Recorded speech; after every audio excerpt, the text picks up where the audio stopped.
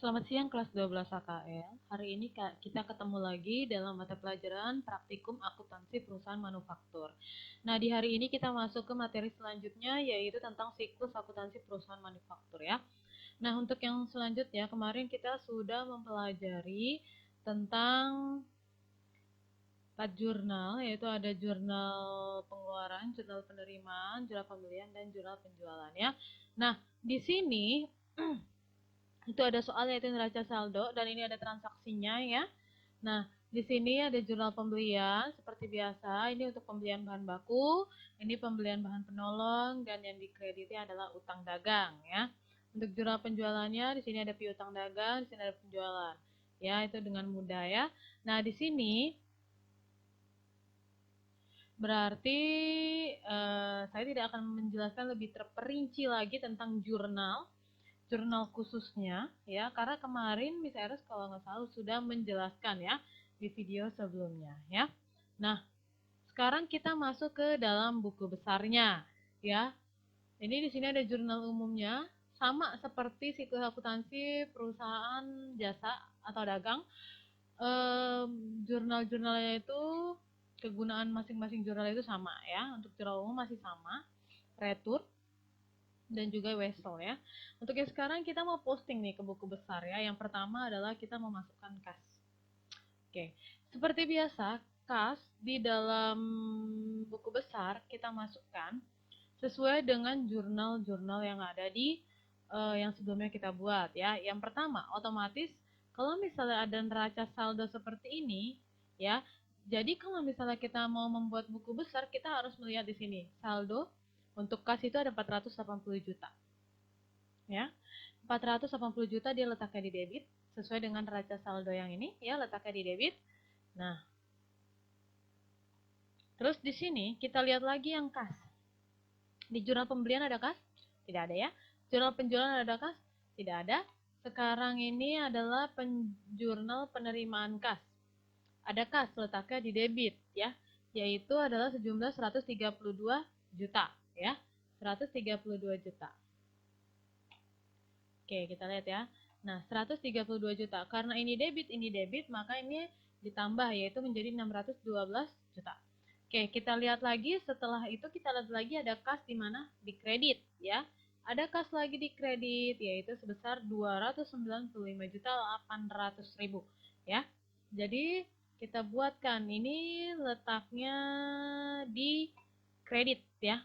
Berarti kita letakkan ini di kredit 295 juta 800.000 ya. Terus 612 juta dikurangi 295 juta 800.000 yaitu menjadi 316 juta 200.000 ya. Nah, selesai kas kita akan buatkan piutang dagang ya. Jadi yang ada di sini nih, kalau misalnya kalian merasa bingung, kalian bisa lihat ada di sini. Ya, ini yang akan kita buat semua ya. Pertama piutang dagang ada saldo 328 juta. Ya, saldo 328 juta letaknya di debit. Nah, habis itu ini kita cari lagi piutang. Ya, itu ada di mana? Ada di jurnal penjualan ya. Nah, ini dia ya. Jurnal penjualan. Berarti dia letaknya di debit ya. Piutangnya jurnal penjualan 162 juta. Berarti debit ketemu debit ditambah menjadi 490 juta ya. Habis itu kita lihat lagi. Piutang ada di jurnal penerimaan kas, yaitu dia letaknya di kredit sebesar 117 juta ya. Sebesar 117 juta, 117 juta di kredit. Habis itu debit dikurangi kredit yaitu didapatlah 373 juta ya. Nah, setelah piutang kita lihat di sini apa? Sewa dibayar di muka. Kita lihat di jurnal ada nggak sewa dibayar di muka? Oke, nggak ada ya, nggak ada sewa dibayar di muka. Di sini juga nggak ada yang diserba-serbi, nggak ada sewa dibayar di muka. Dia biaya angkut, biaya listrik, biaya telepon, biaya reparasi. Terus ini BOP lainnya, biaya lain bagian pemasaran, biaya lain bagian administrasi. Berarti nggak ada sewa dibayar di muka. Berarti yang diisi hanyalah saldo yaitu sebesar 30 juta. 30 juta ini dapat dari mana? Yaitu dari neraca saldo yang ada di depan. Nah, selesai sewa dibayar di muka yaitu adalah perlengkapan. Dia punya saldo 14.600. Ya. Nah, 14.600 ya. Di sini nggak ada perlengkapan. Bisa lihat ya, nggak ada perlengkapan, di sini juga nggak ada perlengkapan. Oke, setelah itu ada persediaan bahan baku. Kita lihat ya, ya persediaan bahan baku di sini 122 juta ya, 122 juta ya. Jadi nggak di jurnalnya juga nggak ada. Lalu setelah persediaan bahan baku, persediaan barang dalam proses 186 juta ya, 186 juta. Di jurnalnya juga nggak ada. Lalu di sini persediaan produk jadi 257 juta. Jadi kalian harus teliti ya, saldo 257 juta. Ini banyak banget. Tanah begitu juga, bangunan begitu juga, akumulasi penyusutan bangunan juga seperti itu sesuai dengan yang ada di neraca saldo ya. Nah, sampai akumulasi penyusutan bangunan. Lalu sampai di sini mesin juga ya. Hanya ada saldo doang. Nah, di sini juga saldo sampai akumulasi penyusutan peralatan pabrik ya. Nah, setelah itu kita lihat ternyata setelah akumulasi penyusutan peralatan pabrik ada utang dagang nih.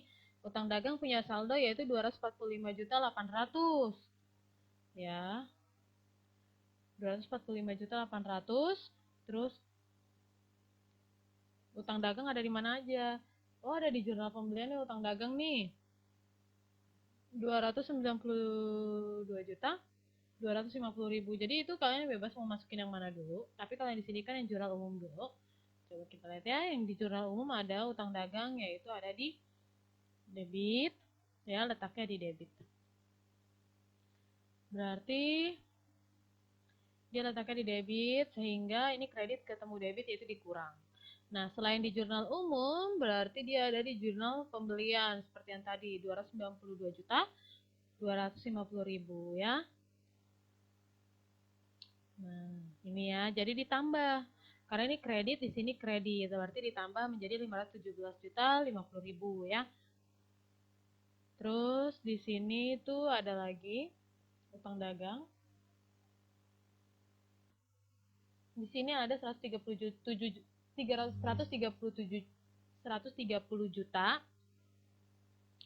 Ya, bisa dilihat di sini 130 juta yaitu adalah di debit. Berarti kalau debit yaitu artinya berkurang. Jadi 387.050.000. Begitu juga dengan utang bank, modal saham. Sepertinya kalau untuk buku besar ini itu sama dengan buku besar yang di akuntansi perusahaan jasa ataupun dagang. Jadi misalnya nggak akan menjelaskan secara detail karena kalian sudah tahu pembentukan buku besar itu dapatnya dari mana, ya. Jadi untuk yang saldo-saldo misalnya nggak akan jelaskan ya. Untuk yang selanjutnya yaitu adalah penjualan, karena biasanya di jurnal khusus selalu ada penjualan ya. Penjualan di sini ada saldo, yaitu sebesar 50 juta ya. Saldo sebesar 50 juta.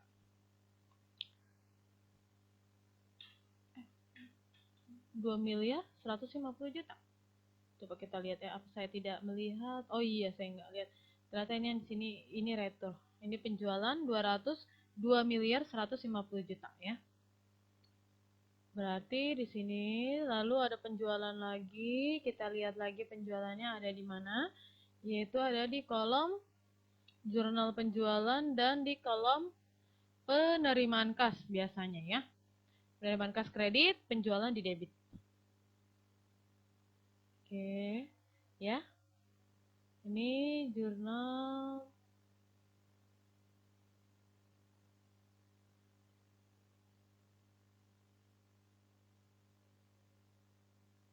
Oke, ini adalah jurnal penerimaan kas. Harusnya di kredit, jurnal penerimaan kas kan biasanya kalau misalnya piutang berkurang itu dia selalu di kredit. Dan untuk jurnal penjualan ini mohon maaf ya. Ini bukan di kredit letaknya ya. Karena di sini kita udah jelas bahwa piutang dagang itu letaknya di debit ya. Di debit. Jadi di sini itu berapa? 162. Mohon maaf. Letaknya di kredit ternyata ya. Penjualan ya, letaknya di kredit. Berarti di sini 162 juta. Kok ini malah berkurang? Mohon dihitung ya nak ya, jumlahnya. Tolong hitung jumlahnya, ini benar atau enggak ya. Nah selanjutnya yang saldo. Lanjut ada pendapatan bunga, ada potongan penjualan. Kita kembali lagi ke sini ya. Jadi kalau misalnya ini di kredit, penjualannya 162, berarti 2 miliar.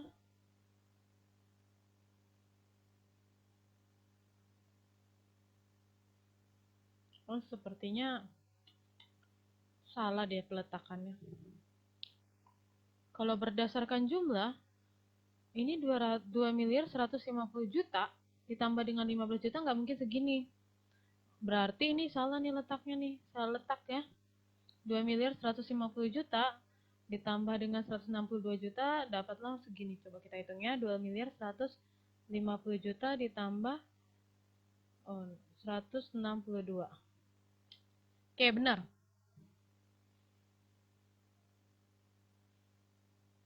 Tambah.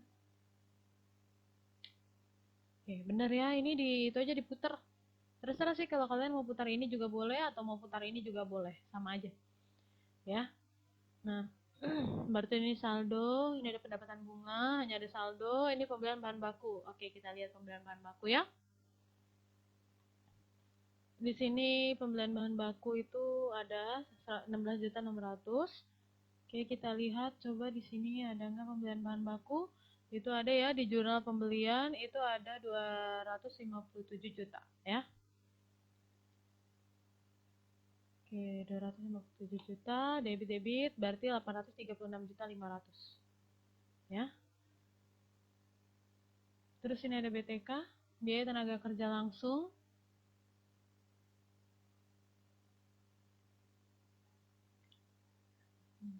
Biaya tenaga kerja langsung. Oke, 388.200.000. Kita di sini cari ya untuk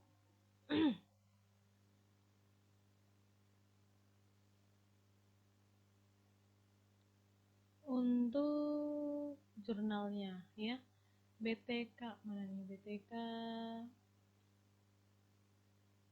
Nah, ini ya kita lihat ada selain saldo dia ada di, kita lihat ya. Ini ya. Ini bukan.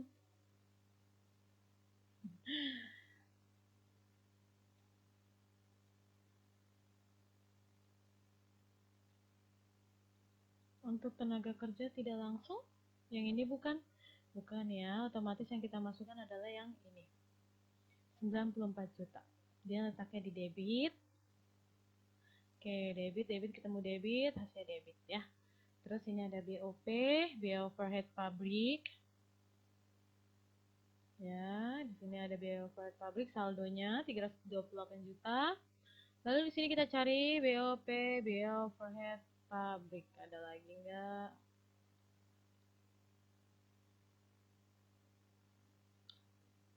Biaya overhead pabrik, kita lihat. Oke, di sini kita bisa lihat ada nggak biaya overhead pabrik. Oke, yang masuk biaya overhead pabrik itu apa? Oke, yang masuk BOP itu kita kan kemarin udah belajar yang masuk BOP itu adalah BTK tidak langsung dan BOP lainnya. Berarti BTK tidak langsung yaitu 13.800.000 dan 4.300.000. Satu letaknya di debit. Dua-duanya letaknya di debit ya. Tambah hasilnya segini. Untuk pembelian bahan penolong itu ada di saldo dan jurnal pembelian tadi ada ya.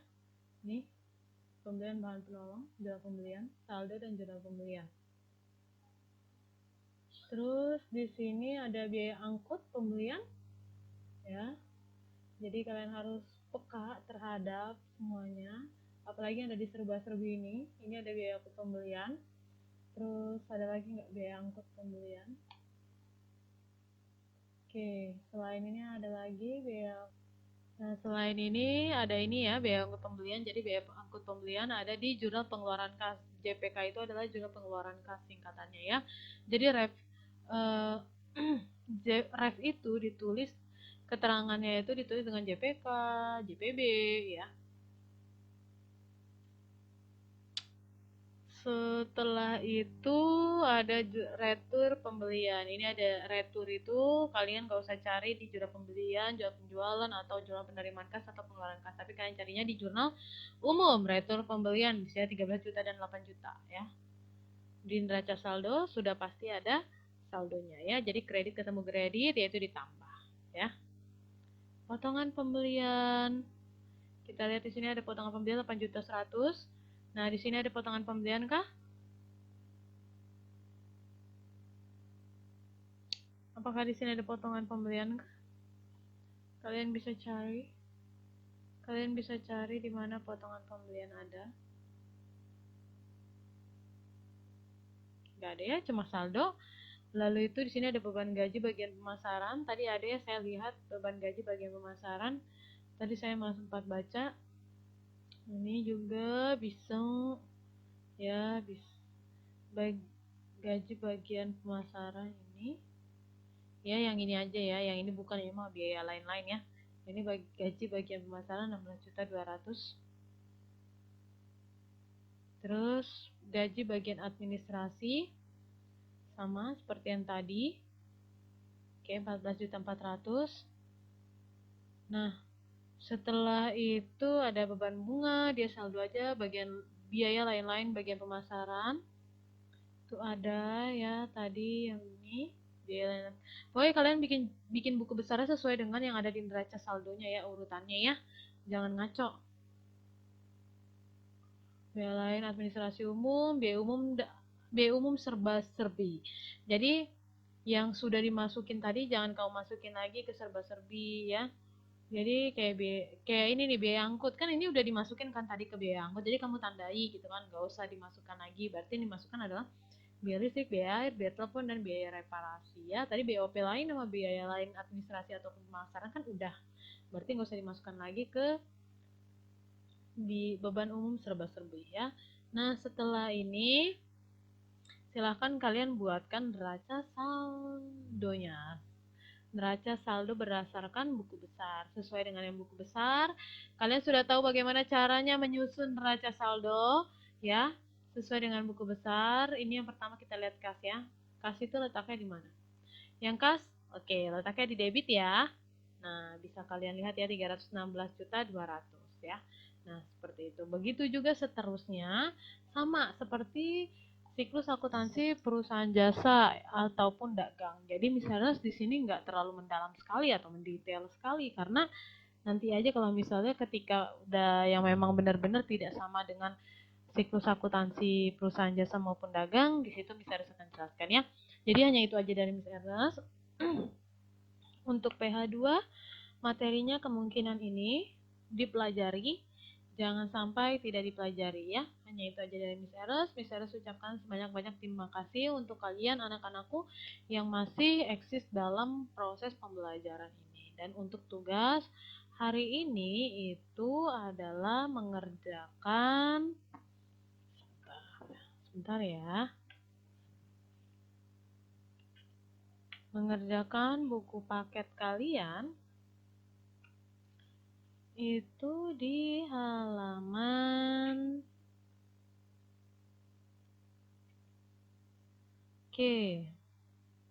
di halaman 229 ya. Studi kasus 1 ya. Nah, silahkan dikirimkan melalui email Miss Eres, eresakutansi@gmail.com.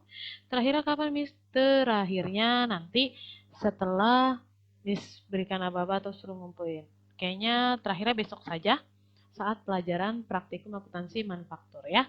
Hanya itu aja dari Miss Eros. Miss Eros ucapkan terima kasih untuk anak-anak yang masih eksis dalam proses pembelajaran. Tetap jaga kesehatan. Jangan jangan keluar rumah jika tidak pentingnya. Hanya itu aja dari Miss Eros. Sekali lagi Miss Eros ucapkan banyak-banyak terima kasih.